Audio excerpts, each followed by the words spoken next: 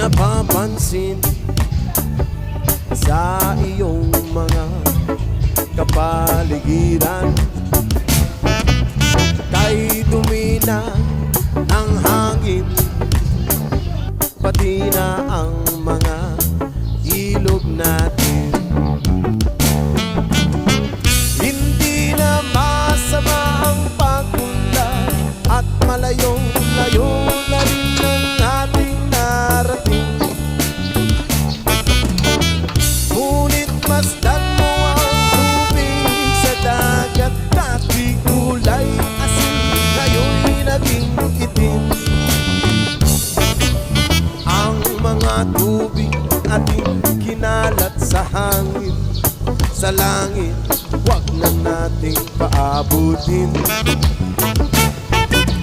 Upang kung tayo'y pumanaw man sa riwang hangin, sa langit natin matitikman.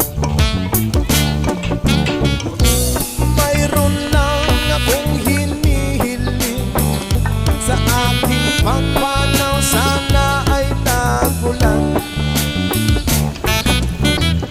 Gitara ko ay aking dadalhin upang sa ulap na lang tayo magkantahan. Ang mga bata ngayon lang isinilang, may hangin pa kaya matitigman. May mga puno pa kaya silang aakyatin, may mga ilog pa kaya lalangoyan. Bakit di natin pag-isipan ang nangyayari sa ating kapaligiran? Hindi na masama ang pagtunlad kung hindi nakakasira ng kalikasan.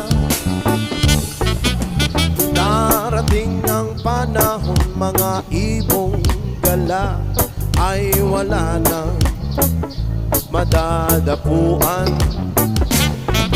Umasdan mo ang mga punong dati ay kay tatag, ngayon ay namamatay dahil sa ating kalokohan. Lahat ng bagay na narito sa lupa, biyayang galing sa Diyos, kahit nung ikaw ay wala pa. Ingatan natin at huwag nang sirain pa, kapag kanyang binawi tayo'y mawawala na. Meron lang akong inihiling sa aking pagpanaw, sana'y tago lang.